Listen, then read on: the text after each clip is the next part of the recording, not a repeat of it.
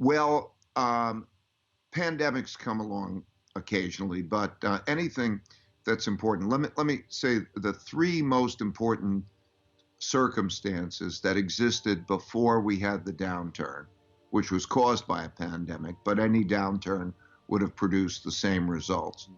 The three most important things that are happening in the world now are that we're at the end, late in a long-term debt cycle in which central banks cannot control monetary policy the same way. They can't lower interest rates. They can't get money to a lot of people who need the money in the traditional way. So just like in 1929 to 1932, there was a debt crisis that came as a result of an excessive amount of debt in the boom years. And then when you have that in 1932, we hit zero interest rates. And when they hit zero interest rates in 32, like in 2008, central bank prints money and buys financial assets. And so one man's debts are another man's assets, which we call a bond, and that is a promise to deliver currency. And so what happens in these cycles is that normally central banks can stimulate the economy by lowering interest rates. But when you hit zero interest rates, that doesn't work.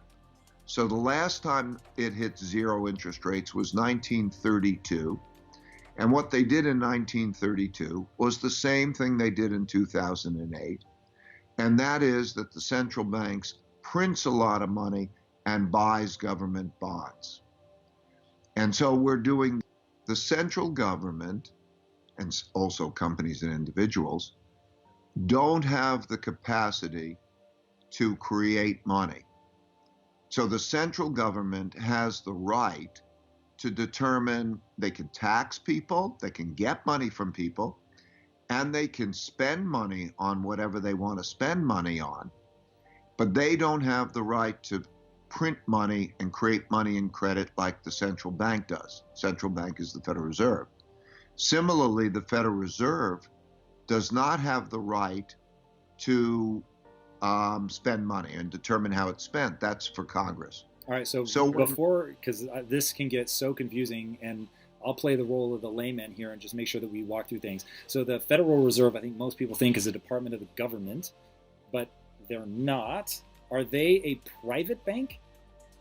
no, they're a part of the government that the system has put into place so to get the creation of money out of the political system. Okay, so it sits So sort of outside of the political sphere of the government? it is within Congress, but it has a set of rules, like the Supreme Court has a set of rules. That means that the president can't control it, the Congress can't control it, that it's operating in a separate way. And so the important thing to know about this crisis, and that it happened in the 1930s, is that in order to get the checks that we're needing, a lot of people, a lot of companies need checks.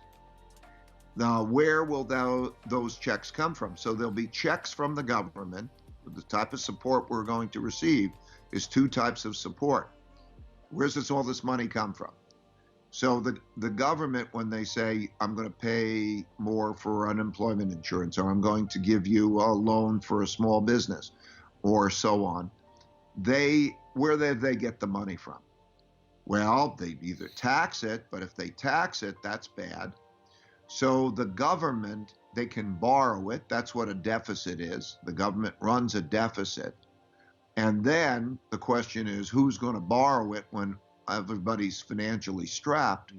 And the Federal Reserve says they have the power to print money, and they will say, I will borrow it, and I will lend you the money. So the Federal Reserve is lending the money, and it is also lending others the money. All right, so really fast, when they print money, are they literally sending a Brinks truck with bags full of cash and distributing it through local banks? No, money is digital. Okay, so they're Money, literally just making ledger adjustments in a digital file somewhere. right. The important thing to know is that all that we think about money is not limited in any way, like there's a certain amount of money out there. It's all make believe, it's all digital. So they can change the digits and then they can create money. Now, that's an important consideration because if they can create money so easily, how do we know it's going to be of value when they're creating a lot of it? That's one of the considerations that are being faced today. But the main thing to know about this, stepping back for the big picture, is that every individual, every company, and every government has a certain amount of money that comes in the form of income, a certain amount of expenses, and then a certain amount of savings. So you do individually, and all your listeners do, and it works the same way for everyone. So that if their income falls and they less than their expenditures, they're in trouble unless they have a good savings, and then they go to the savings. So all around the world, there are lots of entities that are in trouble in that way. So the government, the two parts of the government, the US government, two parts, want to give checks to people. Now, it's difficult to decide who gets it, who doesn't get it. But if they don't give checks to people or to companies, those will go bankrupt because they may not have enough savings. So you saw J. Crew just went bankrupt. And you'll see others go bankrupt because they don't have enough. And so when they go bankrupt, then that's a whole other process. So in order to prevent that, they have to give money. And so they print money. We call it print. There's not even paper much. It's digitally create money. And then that comes in the form of loans. Yeah, the Federal Reserve will buy government bonds, so it's a transaction of buying it, and they will also buy private bonds. Okay. They might pick a company, many companies, and they'll say, "I will buy your bonds," which is the equivalent, "I will lend to you," and that's what happens. Okay. And that's happened through history. So what we're going through is the same process as happened in the 1930 to 1945 period. So as I was saying, there are three important things. That is one. The second is large wealth gap. Third is that we have a rising power in the form of China emerging to compete or challenge the United States leadership. So when you have these three things together, it's a challenging mix, and it's happened repeatedly. Less effective monetary and credit system makes it, they have to print a lot of money, can threaten the value of money. Second, when you have a large wealth gap and you have an economic downturn, people are more inclined to have conflict. So how that's dealt with, we're going to reconsider how that wealth will be divided. And that'll change taxes and relationships. And then the third is we're no longer in a world order where the United States is the only dominant power. These three things existed, and the most important things existed.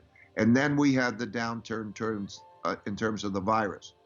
So you could think of the virus like being a tsunami that came, and if it went, and if we had no more of it, it still would have left a lot of economic damage.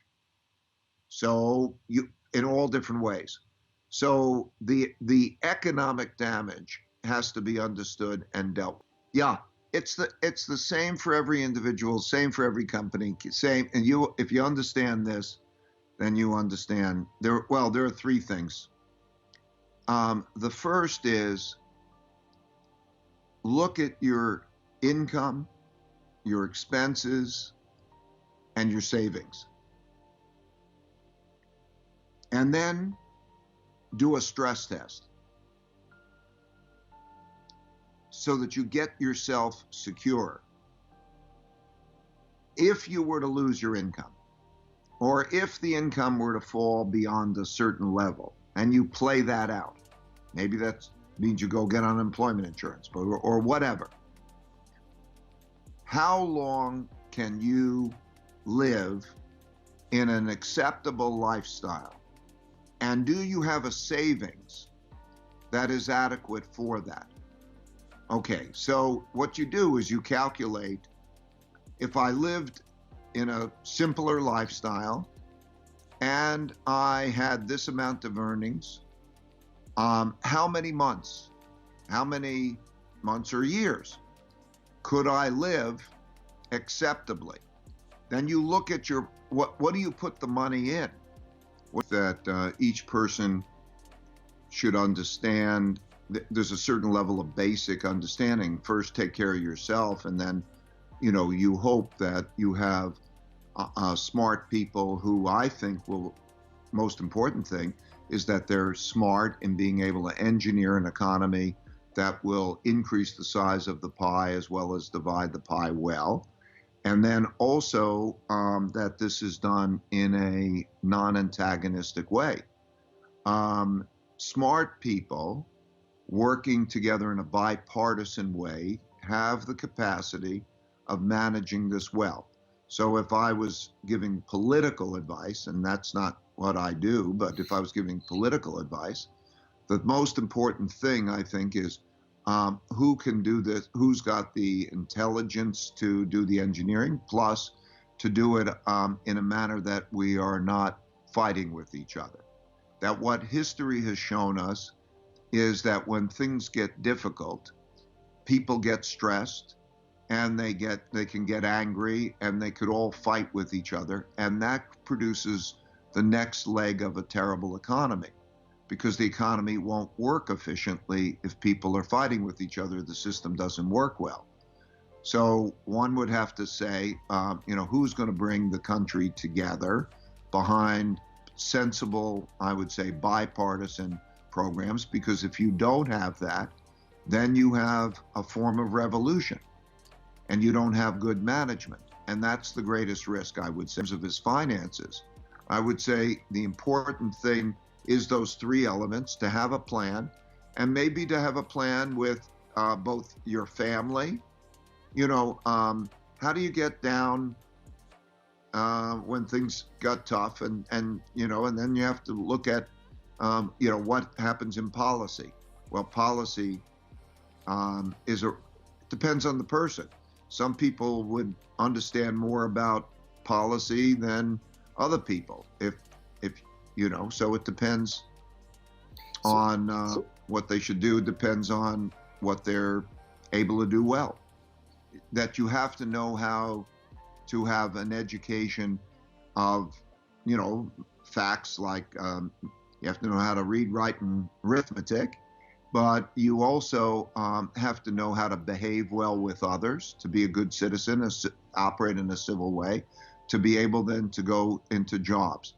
And that education can be anything that works. I think the big thing is, three big things on what I think work should be.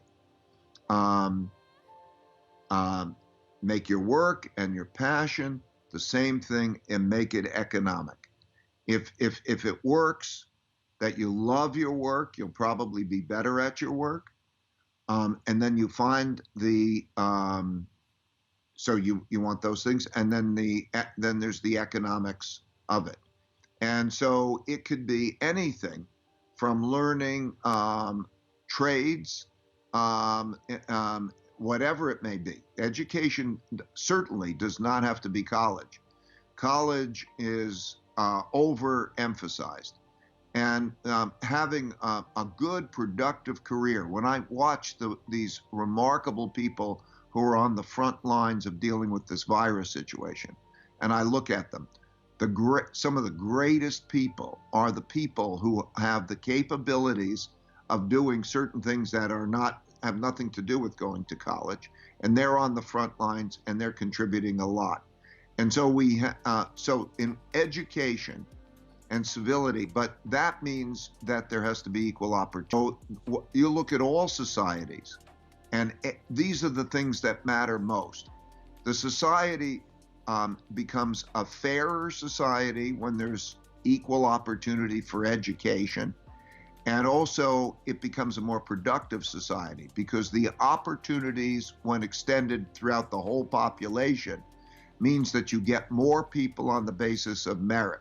Right now, that system is not operating in a good, effective way. For example, people in the top 40% of income will spend about 5 times as much money on their children's education than those in the bottom 60%.